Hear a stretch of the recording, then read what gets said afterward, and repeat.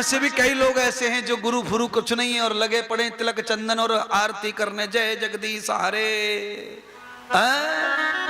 सुख संपत घर आवे, कष्ट मिटे तन का।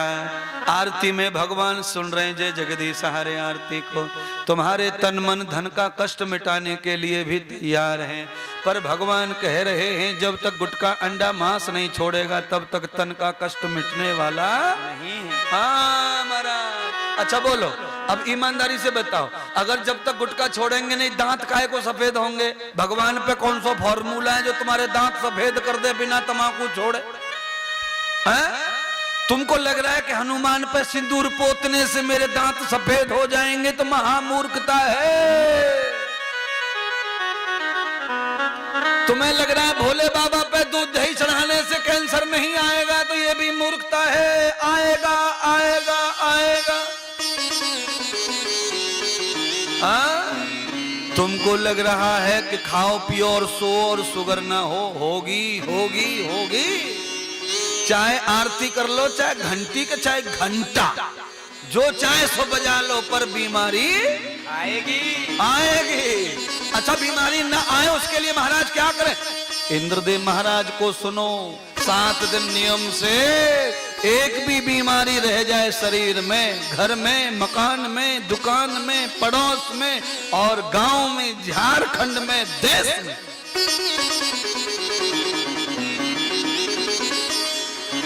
औषधि मुक्त अभियान है महात्मा इंद्रदेव का। बातों से बीमारी ठीक कर देते महाराज। और एक आध बीमारी रह जाए तो साली को लात मार के ठीक कर देते हैं। हमारे पास स्वभाव है।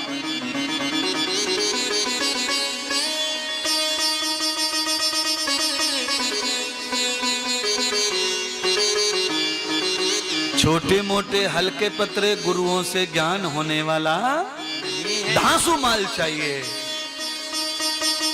तपस्वी चाहिए, ज्ञानी चाहिए, विवेकी चाहिए। तूफान ला दे गर्मी में तूफान। बृहतो इदन्नमम क्रियाम। हे भगवान ये सब आपका है, मेरा कुछ नहीं है।